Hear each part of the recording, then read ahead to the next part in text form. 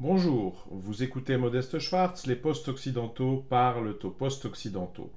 Dans cette mise au point numéro 27, j'ai décidé de revenir sur cette notion de non-guerre que j'emploie assez fréquemment depuis maintenant des mois.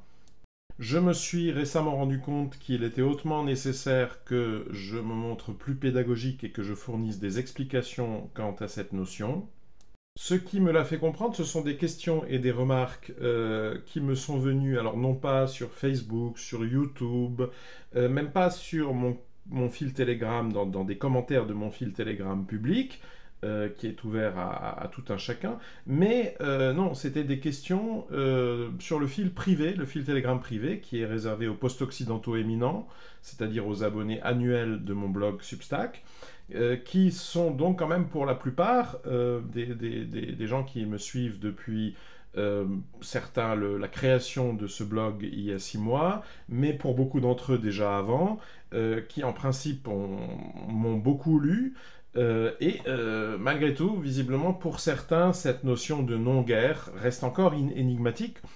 C'est d'ailleurs ce qui m'a amené dans cette mise au point aussi à décider de vous priver de l'admirable esthétique des traits de mon visage et de la remplacer par la couverture de mes livres.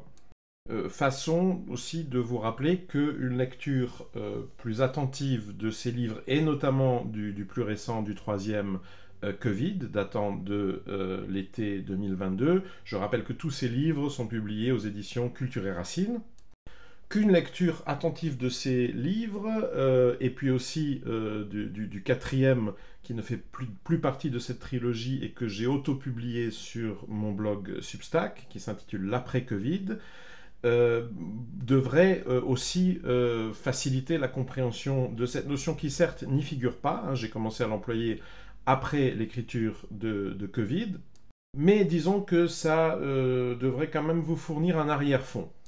Alors, comme je suis philologue de formation et qu'on ne se refait pas, commençons, hein, à tout seigneur, tout honneur, par rappeler l'origine du terme, le mérite de sa popularisation en anglais, donc là je parle de l'expression not war, et le mérite de la popularisation de cette expression. Je ne sais pas si on peut aussi parler du mérite de sa création, hein, elle existait peut-être auparavant et dans d'autres contextes, il faudrait vérifier. En tout cas, le mérite de sa popularisation revient à Edward Slavsquat, journaliste américain ayant longtemps vécu en Russie. À vrai dire, il y vit à nouveau depuis maintenant quelques semaines. Euh, mais ayant en tout cas longtemps travaillé pour la rédaction anglophone de Russia Today, et dont l'activité s'est depuis 3 ans et quelques déplacée là aussi sur un blog Substack, pour des raisons certainement pas identiques, mais tout de même analogues à celles qui, à l'automne 2023, m'ont fait quitter le courrier des boomers pour moi aussi me mettre à mon compte, entre guillemets, sur Substack. C'est-à-dire que dans le courant de l'année 2021, Edward Slavsquat, en comprenant que la direction de Russia Today, hein, donc concrètement Margarita Simonian, ne le laisserait pas faire un travail journalistique honnête sur le covidisme en Russie, eh bien, a eu le choix entre garder son salaire et perdre son honneur de journaliste, ou l'inverse, et il a choisi de conserver son honneur, et a donc à ce moment-là claqué la porte de Russia Today. Par la suite, étant à ce moment-là déjà depuis, je crois, presque un an à son compte, hein, indépendant sur Substack, au moment donc du déclenchement de l'opération militaire spéciale, à ce moment-là, il vivait d'ailleurs encore en Russie, il l'a ensuite quitté pour à peu près un an, quelques mois après le déclenchement de l'opération militaire spéciale. Assez vite, Edward Slavsquat a commencé à remarquer des similarités, appelons ça des similarités structurelles, entre le récit de la guerre en Ukraine, des deux côtés d'ailleurs, enfin notamment du côté russe, puisque c'est le côté qui l'intéressait et qui constituait l'objet aussi de son activité journalistique, et le récit covidiste, hein, c'est-à-dire que notamment Alors même si j'ai pas conscience que l'expression ait été beaucoup employée à l'époque du Covidisme, mais bon, c'était finalement ce premier chapitre de la grande réinitialisation, c'était l'histoire d'une non-peste noire, hein, c'est-à-dire qu'il n'y avait pas de peste noire, là je renvoie aux travaux de Pierre Chaillot. On peut même se demander assez sérieusement s'il y avait vraiment une saison grippale vraiment sérieuse. Mais enfin, en tout cas, de peste noire, il n'y en avait pas. Et simplement, on a été prié hein, par le nudge de bien vouloir faire comme si hein, il y avait une peste noire. Eh bien, à partir de l'ouverture du deuxième chapitre de la grande réinitialisation, que j'appelle le chapitre Ukraine, même système, hein, y a pas eu de guerre. Hein. Je suis désolé, je sais que ça a l'air dément prononcé comme ça au jour où je le prononce, hein, un 30 mars 2024 en français. Enfin, il n'y a pas eu de guerre, il y en a toujours pas. Voilà, il y a un conflit, oui, ça oui, il y a un conflit dans l'est de l'Ukraine, un conflit armé, tout à fait sanglant d'ailleurs. En tout cas, il n'y a pas de guerre. Mais on est fortement prié, et d'ailleurs des deux côtés, hein, comme à l'époque du Covidisme, de bien vouloir croire et faire, en tout cas faire comme si hein, la Troisième Guerre mondiale avait commencé. Et c'est ainsi qu'on se retrouve tout d'un coup dans ce contexte de la non-guerre. Remarquons au passage que la non-guerre a entre autres avantages hein, pour l'oligarchie internationale. Elle n'a pratiquement que des avantages. Mais elle a entre autres eu à son déclenchement l'avantage de permettre d'assez vite balayer sous le tapis les cadavres, hein, c'est le cas de le dire, de la non-peste noire.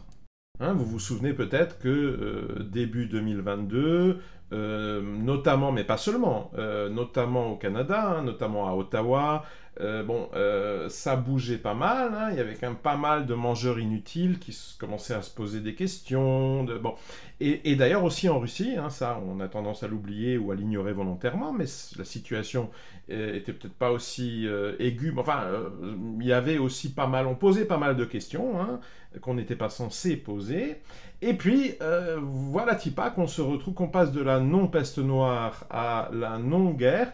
Alors, ça, c'est un constat hein, que je n'assortis pas forcément, que vous n'êtes pas obligé d'assortir de quelque hypothèse complotiste que ce soit. Je ne suis pas en train de prétendre qu'il y a eu une préméditation, que des initiés d'un très haut rang venant les uns de Moscou, les autres de Washington, de Berlin, que sais-je, se sont réunis, peut-être masqués, vous voyez, eyes wide shut, hein, bon, comme dans un film de Stanley Kubrick, dans quelque part dans une salle, et puis non, tout ça a pu se produire, a pu s'enclencher de façon relativement spontanée, un piège a pu être tendu à Vladimir Poutine, enfin il y a plein d'hypothèses sur la table, et dans ce cas-là, à minima, ce qu'il faudra quand même constater, c'est une exploitation en tout cas opportuniste hein, de l'occasion qui se présentait pour qu'on ne parle plus tellement hein, des conséquences, du pourquoi, du comment, etc. de la non-peste noire, puisque maintenant on a un nouveau sujet qui est la non-guerre. Et à partir de là, quelle que soit l'opinion que vous vous faites hein, des causes, des conditions, des enjeux, du déclenchement de la non-guerre, ce qu'il faut quand même bien reconnaître, ce qu'il faut comprendre, à mon avis, quand on n'est pas totalement idiot, c'est que, en tout état de cause, tout cela, du point de vue de l'oligarchie, plaide en tout cas très fortement pour une éternisation, enfin dans la mesure du possible, hein, en réalité rien n'est éternel, mais en tout cas pour faire durer le plaisir le plus longtemps possible, hein, c'est-à-dire que pour que la non-guerre dure aussi longtemps que possible. Il se trouve en effet, hein, et là encore, pas de complotisme, hein, tout ça peut être un hasard. Enfin, en tout cas, voilà, il y a un hasard tout à fait opportun, enfin opportun du point de vue de l'oligarchie, hein, fait que la non-guerre a, à peu de choses près, les mêmes conséquences, les mêmes effets que la non-peste noire, c'est-à-dire de laminer la classe moyenne, avant tout d'Europe occidentale, accessoirement aussi de Russie, de l'espace post-soviétique, pendant que les milliardaires sont de plus en plus nombreux et ont de plus en plus de milliards. Alors pas tout à fait par les mêmes canaux, hein, les nouveaux milliards pendant la non-peste noire, arrivaient plutôt via l'industrie pharmaceutique. Bon, là, en ce moment, c'est un peu plus les fournitures militaires, et puis avant tout le marché de l'énergie. Hein. J'ai un ami, je ne le nommerai pas, bon, qui est trader sur les marchés de l'énergie. Bon, c'est Noël tous les jours. Hein. Ils n'ont jamais fait autant de fric. Hein. C'est un type de mon âge. Il ne se souvient pas d'avoir vu des sommes pareilles en circulation. Il n'y a jamais eu autant de poissons dans cette mare-là. Hein.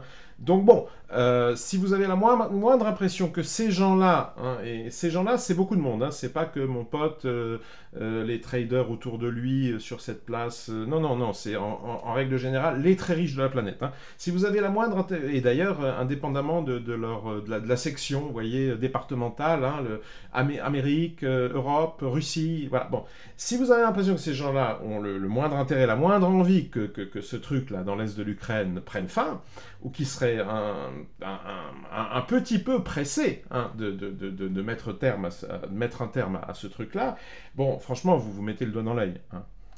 Alors tout ça, Edward Slavsquat l'a constaté, hein, c'est ce qui l'a amené à se servir systématiquement de cette expression de non-guerre, hein, not war. Mais ensuite, bon, bah, en bon américain, il n'est pas allé très très loin dans la conceptualisation. Hein, il n'est pas très porté culturellement, je dirais, en tant qu'américain, et pas très porté culturellement vers l'abstrait. Ça, c'est un truc quand même plutôt européen, même je dirais européen continental. Hein, c'est un truc des Français, des Allemands, bon, un peu des Italiens. Donc on ne peut pas dire qu'il ait cherché à produire une interprétation philosophique, historique, vous voyez, de philosophie de l'histoire et de philosophie politique de cette notion de non-guerre. Et ça, bah, c'est la tâche à laquelle moi, je me suis attelé et je suis encore attelé. C'est à ça, entre autres, que je travaille depuis maintenant quelques mois. Les résultats, vous les trouverez sur mon blog Substack, auquel vous pouvez d'ailleurs encore jusqu'à mardi 1er avril vous procurer un accès illimité pour un mois au tarif de 8 $, mais à partir du mardi 1er avril, je l'élèverai à 10 $. Hein, c'est ce que j'appelle ma clémence de Pâques. Hein, chez Modeste Schwartz, il n'y a pas de promotion, il y a des clémences. Hein, c'est-à-dire, abonnez-vous maintenant parce qu'après, ce sera plus cher. Hein, vous savez, l'inflation. Vous avez entendu parler, l'inflation. Hein. Donc voilà, tout ça se trouve sur le blog, mais je vais quand même en dire 2 mots ici, parce que j'ai promis de faire un peu de pédagogie, donc je vais faire un peu de pédagogie. Quand je disais, hein, c'est une conversation qui s'est déjà répétée avec des interlocuteurs parfaitement différents, donc ça se déroule à peu près toujours de la même manière. Donc je dis qu'il n'y a pas de guerre. Hein. Non, non, en 2022, 2023, il n'y a pas eu de guerre. Il n'y en a toujours pas, d'ailleurs, en 2024. La première réponse parfaitement scandalisée à laquelle j'ai droit, c'est mais comment vous pouvez dire ça? Mais enfin, vous voyez bien qu'il y a des gens qui meurent. Et là, vous voyez, on retrouve l'un des mécanismes du covidisme, hein, c'est-à-dire, là aussi, mais vous savez, il y a des gens qui meurent, oui, notamment des nonagénaires, des cancéreux en stade final, oui, comme en 2019, comme en 2018, comme en 2015, comme en 1980, et comme très probablement hein, en l'an 815 après Jésus-Christ. Pour une raison assez simple, qui est que l'homme est mortel. Voilà. Si on ne vous l'avait pas dit, hein, si vous n'étiez pas au courant, bon, voilà. Comme le faisait remarquer récemment Pierre Chaillot à propos de cette fameuse maladie X, hein, cette épidémie X, qui devrait avoir un taux de mortalité proche de 100%. Oui, à partir du moment où on ne précise pas le délai, hein, où on ne vous dit pas en combien d'années c'est censé vous tuer, bah, il y a toutes les chances pour que la prédiction se vérifie. Hein, c'est-à-dire, au bout d'un siècle, je pense qu'effectivement, l'épidémie X aura fini par tuer pratiquement tous ceux qui sont aujourd'hui en état de comprendre cette phrase. Hein. Et là, on me rétorque évidemment, oui, mais attendez, là, les gens, ce sont des morts violentes, sous l'uniforme, des armées qui s'affrontent. Ce à quoi je réponds, oui, comme si vous voulez, la plupart des week-ends un peu chauds au Mexique, hein, où, vous le savez peut-être, il y a des guerres opposant divers gangs de narcotrafiquants qui sont de mieux en mieux équipés, et certaines de leurs petites bagarres se déroulent avec des effectifs et de plus en plus des armements qui parfois feraient pâlir hein, certains bataillons de l'armée ukrainienne. Alors dans ce cas-là, est-ce qu'on va parler de guerre, hein? Est-ce qu'il y a... Alors oui, en fait, on le fait, hein.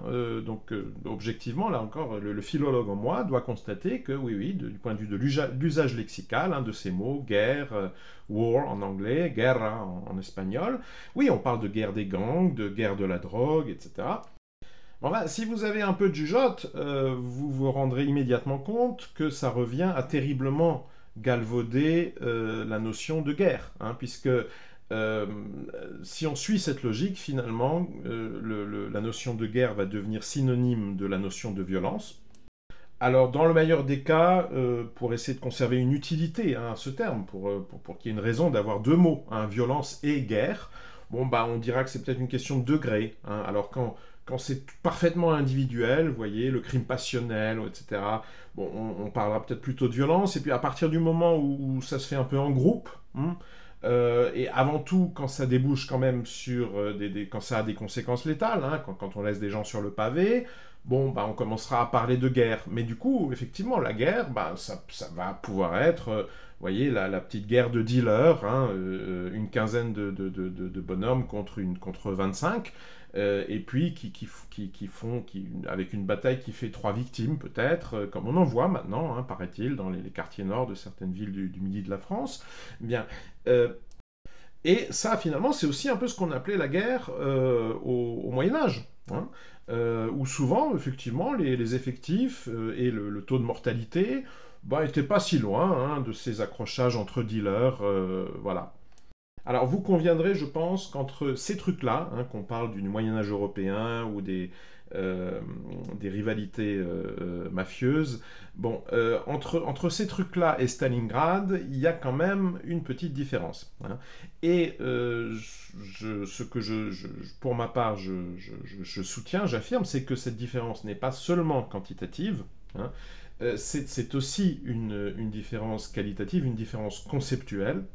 C'est-à-dire que pour moi, il y a un phénomène historique qu'on peut en gros, hein, vraiment grosso modo, hein, repérer chronologiquement sur un segment de à peu près 2 siècles à l'intérieur et un peu autour de bornes chronologiques qui seraient d'un côté les guerres napoléoniennes, de l'autre la Deuxième Guerre mondiale, mais encore avec euh, ces épiphénomènes qui ont encore duré 10, 15, voire 20 ans, hein, notamment la guerre de Corée, eh bien, cette séquence-là, bon, c'est ce que moi j'appelle la séquence de la guerre, hein, ce phénomène, c'est ce que moi je pense que si le mot guerre doit avoir un contenu conceptuel spécifique, à ce moment-là, il doit désigner ce phénomène-là.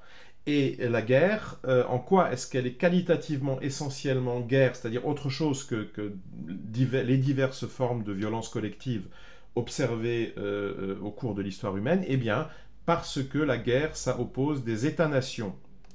Et pourquoi est-ce que je pense que la guerre, dans cette définition, hein, la guerre au sens strict, n'est pas possible au moment où je parle? Pourquoi est-ce que je pense qu'en gros, depuis 1972, hein, je prends le repère de 1972, hein, la fameuse triple poignée de main Kissinger, Mao, Nixon, bon, on pourrait en prendre d'autres, mais enfin, en gros, depuis maintenant un demi-siècle, je pense que la guerre n'est plus possible. Je pense que par conséquent, la géopolitique, là encore, hein, au sens de géopolitique des États-nations, est une science périmée, est une science du passé, alors qui pourrait aussi un jour devenir une science de l'avenir, ou en tout cas, il pourrait y avoir une science à l'avenir qui lui ressemblerait beaucoup, hein.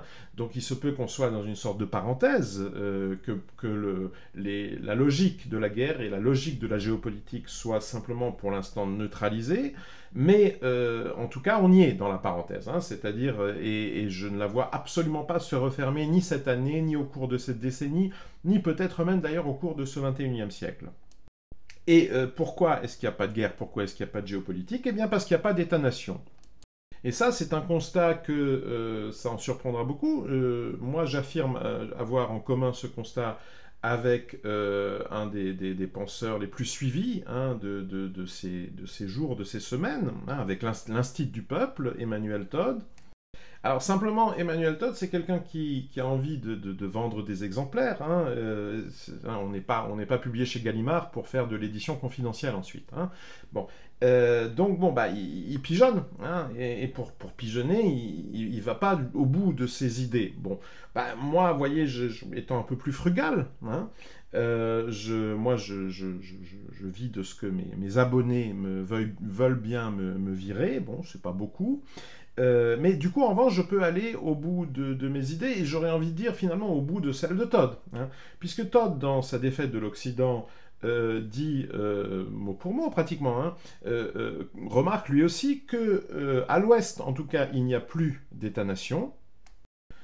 Parce qu'il n'y a que des oligarchies. Alors là aussi, il faudrait aller voir exactement comment est-ce que lui définit les oligarchies. Je ne suis pas très très satisfait hein, de la façon dont Todd définit ce concept d'oligarchie. Mais bon, qu'importe. Voilà, à l'Ouest en tout cas, pour Todd comme pour moi, hein, là-dessus on est d'accord, il n'y a plus d'État-nation, il y a des oligarchies.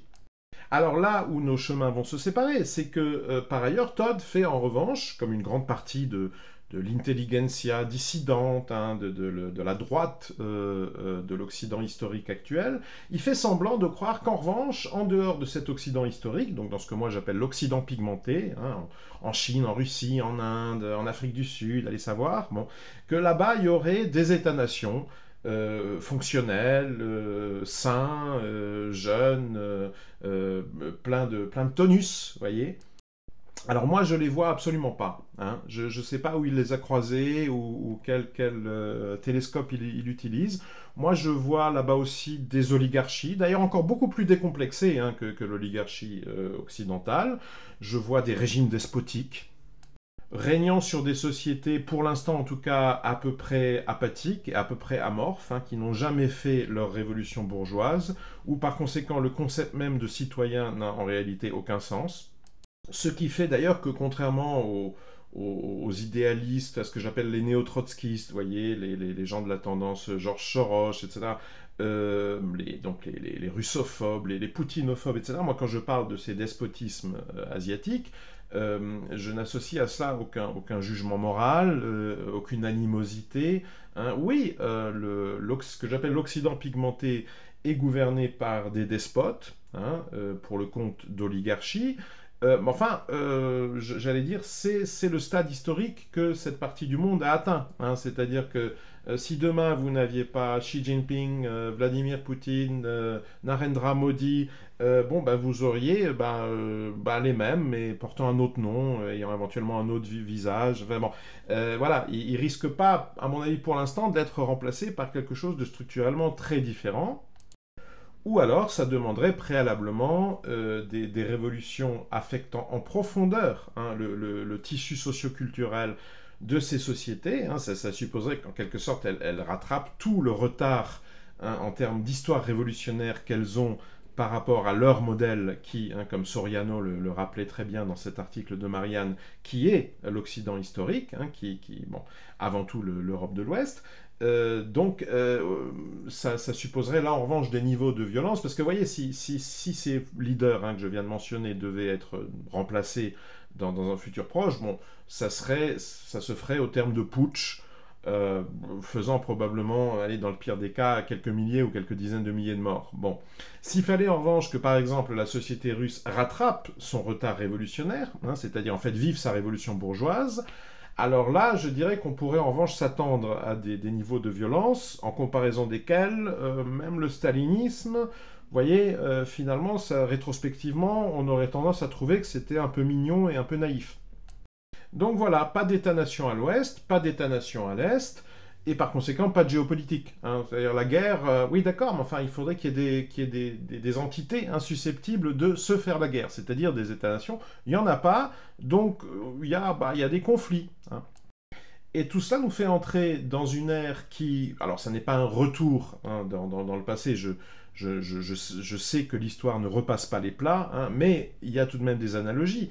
Et dans une perspective analogique, on peut dire que l'époque qui s'ouvre hein, sous nos yeux, cette époque de la non-guerre, en quelque sorte, nous ramène à la veille du déclenchement de l'épisode démocratique, hein, c'est-à-dire de la naissance des États-nations modernes de l'Occident historique, c'est-à-dire qu'il nous ramène d'une certaine manière à l'Europe pré-révolutionnaire, hein, à cette Europe où la guerre, puisqu'on utilisait le mot, évidemment, quoique ça ne correspondait pas, de mon point de vue, au concept de la guerre, mais en tout cas, la guerre était, comme le rappelle d'ailleurs Céline, hein, dans le voyage, je crois, la guerre était le loisir des aristocrates.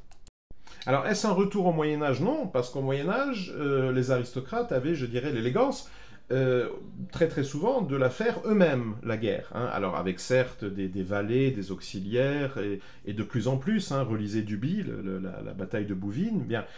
Enfin, en gros, ils y étaient, hein, ils étaient sur place, les aristocrates, et de temps en temps, ils se prenaient aussi un jeton. Et puis peu à peu, ils ont commencé à s'éloigner, hein, de la première ligne du front, et puis à s'éloigner carrément du champ de bataille. Et puis finalement, leurs guerres, hein, qui étaient toujours des guerres aristocratiques, mais sont devenues des guerres de mercenaires, auxquelles on a ensuite de plus en plus associé aussi des conscrits, et c'est d'ailleurs ce qui a fini par précipiter dans l'abîme, hein, par envoyer aux poubelles de l'histoire l'ordre aristocratique, puisque bon, bah, quand on a vu qu'on pouvait tout aussi bien distribuer des fusils aux paysans et que le spectacle pouvait continuer sans les aristocrates, on s'est dit, du coup, finalement, leur privilège, ça sert à quoi, hein?